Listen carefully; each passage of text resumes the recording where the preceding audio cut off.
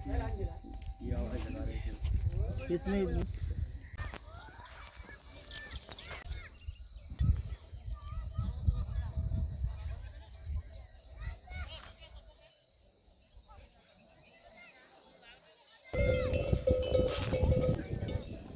उसमें हम सहमत है सर, क्योंकि हम इनमें दिहाड़ी मजदूरी जो भी करें बच्चों के लिए, हम उसे सर प्राप्त करके शाम को अपने बच्चों को खाना खिलाते हैं।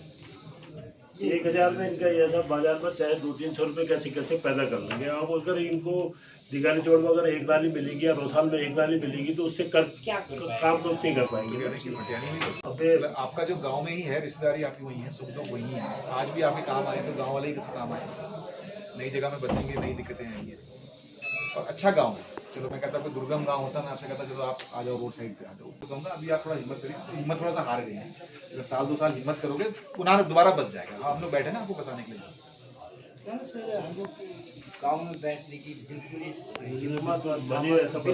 आप अपने बगीचे वहीं छोड़ दो, नकेला की जगह कहीं, नकेला में नहीं कहूँगा कि मकान बनाओ, मकान कहीं और बना लो और अपने बगीचे वहीं नकेला में बना लो। आए अपनी देखभाल करिए। इकट्ठी होती है, हम वहीं बना लेते हैं। अब हमारे खेत अगर हम दिन भर अगर मुटैनी ग्राम सभा में जो हमारी जमीन है उस निकला तो में हम अगर दिन भर हर खेत में जाए तो एक दिन पूरा लग जाएगा। यहाँ जितने में मलबा पड़ा सब पत्थरों को जिसमें पत्थर आए वहीं भी कर रही चाह रहे हैं लेकिन इनको वही सवाल नहीं मिलेगा, जैसे चाह रहे हैं 4-5 साल। तो अगर आप शहर के पास आओगे तो फिर सवा नाली मिलेगी ना। वही सरकार शहर के किनारे भी देते हो सर, आप जितनी कहोगे हम उतने सारे। वो तो सवा नाली का माने, फिर सवा नाली तैयार है सभी लोग। शहर के किसी भी किनारे पे आप बैठाते हो हमें, हम वहाँ बैठ जाएंगे। सबका कहना है कि कुछ भी काम कर लेंगे शहर में, चंपावत में किसी को भी कुछ काम मिल जाएगा। दिक्कत क्या है, एक को सर्टिफिकेट देना पड़ेगा कि हमारी कहीं कोई जमीन नहीं है और या तो इनकी सारी जमीन जो है वो सरकार में आएगी वापस। अब इनकी होगी कम से कम 5-5, 10-10 साल जमीन, हमने सारी जिंदगी वो सब इनकी फिर सरकारी खाते में आएगी। अपना जीवन एक एफिडेविट देना पड़ेगा, उसमें आपको घोषणा करनी पड़ेगी एफिडेविट में कि मेरी अन्य कोई भूमि नहीं है, तो वो जो जियो के हिसाब से आपको शहर के अंदर ये जमीन दे सकते हैं। और जैसे आप वो घोषणा पत्र दोगे तो वो जो जमीन है वो राज्य सरकार की होगी। आपकी औसत कितनी जमीन होगी सर गांव में? सबकी 5-10 साल तो होगी हर परिवार के नाम। वही तो मैं कह रहा हूँ, आप क्यों उसको अपना भी हो सकती, किसी की 10 भी हो सकती। तो क्यों होना चाहते हो? क्या करेंगे जब वो कमाने लायक बनाने लायक ही नहीं रहेगी तो उसका उस 10 नाली 20 नाली से हमें क्या फायदा? मलबा जितना आया ना सर उस पर तो कुछ कर ही नहीं सकते, उसको तो हटाने में वर्षों लग जाएंगे इनको जितना मलबा। वो तो हम बना के दें, वो तो हम करके दें, प्रशासन उसको हम करके दें। उसको बेचें भी तो कौन खरीदेगा? पानी की जो आपकी निकासी जहाँ नाला बन गया उस नाले को पक्का करना और आपकी जमीन को वापस खेती लायक बनाना, वो मेरी जिम्मेदारी। संतरे एक टाइम में मतलब उसका नगेला मतलब संतरे की जाना प्लेन सिटी जैसी खेती होती है। ऐसी मतलब इतनी चलो तो 2 एफिडेविट दो, फिर ठीक हो गया, फॉर्मेलिटी पूरी करो और क्या है। वही है, अब इन्होंने मन बना ही लिया तो फिर हम ये तो कह रहे थे सीएम साहब से मिलेगा इत्तेफाक से आगे, तो हमने कहा कि सीएम साहब उसमें तो कोई जिलाधिकारी महोदय की कोई नानुकुल थोड़ी कर रहा है। नमस्कार, मैं चंद्रशेखर जोशी, देवभूमि टुडे में आपका स्वागत है। आज 26 अक्टूबर उत्तराखंड राज्य आपदा प्रबंधन उपाध्यक्ष विनय रोहिला चंपावत जिले के दौरे। यूँ तो उत्तराखंड में आपदा में इस वर्ष 110 से अधिक लोगों की मौत हुई थी, लेकिन छोटे से जिले चंपावत में भी 8 लोगों की जान गई और इसमें 2 जिंदगियां वो भी थी जो दूर के नेपाल सीमा से लगे लोहाघाट विकासखंड के गुमदेश क्षेत्र का मटियानी ग्राम पंचायत का नकेला तोक के लोग बीते 44 दिनों में 13 सितंबर की आपदा के बाद से आज 26 अक्टूबर तक इन 44 दिनों में 4 बार अपने इलाके को छोड़कर कभी तहसील मुख्यालय कभी जिला मुख्यालय के चक्कर काट रहे हैं। उनकी अपनी चिंता है, 2 जानों को गंवाने, खेतों को बंजर होता देखने के बाद डर, भय और एक खौफ का जो मंजर है वो इन 44 दिनों के बाद भी उनकी आंखों से ओझल नहीं हुआ है। इन सब के बीच अब उनकी मनस्थिति जो हमारा परिवार है उनकी ये नहीं है कि वो उस क्षेत्र में रह सके। भारतीय जनता पार्टी प्रदेश कार्यकारिणी सदस्य सतीश पांडे के नेतृत्व में मटियाने के एक प्रतिनिधिमंडल ने राज्य आपदा प्रबंधन उपाध्यक्ष विनय रोहिला से कलेक्ट्रेट में संवाद किया और उनकी एक सीधी मांग थी। उनको विस्थापन चाहिए, उनको पुनर्वास चाहिए, उनको सुरक्षा चाहिए और भविष्य में ऐसे खतरे फिर ना हों। इन सब को लेकर क्या हुआ से बात करने के लिए भूप सिंह जी मटियानी के बुजुर्ग हैं। भूप सिंह जी, क्या बात हुई, आप लोग क्या चाहते थे? और जो विनय रोहिला जी से जो आप लोगों की बात हुई डीएम नवनीत पांडे की मौजूदगी में, तो क्या उन्होंने कहा, क्या आपने? सर, जो हम आपदा से लेकर आज तक जो हम परिश्रम करते हुए चले आ रहे थे, आज हमें प्रशासन और प्रदेश उपाध्यक्ष जी और क्या कहते हैं सतीश पांडे जी से उनके बार बार आभारी हैं, जो उन्होंने हमारा आश्वासन दिया है हमें को कि विस्थापन करने के लिए हमें आश्वासन दिया। हम उनके आभारी हैं बहुत बहुत। जो प्रस्ताव हमें दिया था कि हमें कहीं सुरक्षित जगह पर बैठाया जाए जहां हमारे बच्चे सुरक्षित रह सकें, हमें हमारे बच्चों की सुरक्षा हो जाए, हमें यही चाह रहे थे, उन्होंने आश्वासन दिया है। नरेंद्र जी, आप लोगों ने जो पक्ष रखा, आप लोगों ने क्या पक्ष रखा और राज्य आपदा प्रबंधन उपाध्यक्ष डिस्ट्रिक्ट मजिस्ट्रेट नवनीत पांडे, उनकी ओर से क्या कहा गया? उन्होंने हमारे को कहा कि हम आपको ज़मीन देंगे शहर के किनारे कहीं भी सवा नाली, और जो वहाँ की जगह होगी वो सरकारी हो जाएगी। हम लोग सारे उसमें एग्री हैं, सहमत हैं सारे 12 के 12 परिवार। कहीं भी जहाँ भी शहर के किनारे देंगे। दिवाली के बाद में वो बोल रहे थे कि आप लोगों का विस्थापन हम कर देंगे। बुंदेश क्षेत्र के मटियानी ग्राम पंचायत के नकेला तोक के जो आपदा पीड़ित थे, जहाँ 2 जाने गई थी और खेत रोकड़ में तब्दील हुए थे, आज उनका प्रतिनिधिमंडल उत्तराखंड राज्य आपदा प्रबंधन उपाध्यक्ष विनय रोहिला से मिला और ये मुलाकात कराई।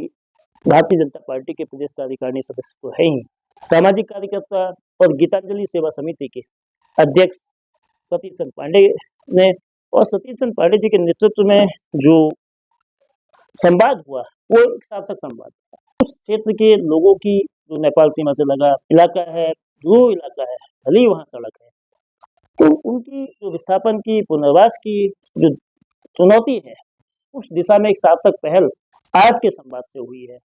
और क्या संवाद में निकला उसको जानने के लिए हम सीधे पांडे साहब से बात करते हैं। आपने आज जो मटियानी के नकेला तोक के वो आपदा पीड़ित लोग आए थे, जिन्होंने अपने जीवन में 1993 के बाद यानी कि 3 दशक में एक भयावह आपदा देखी।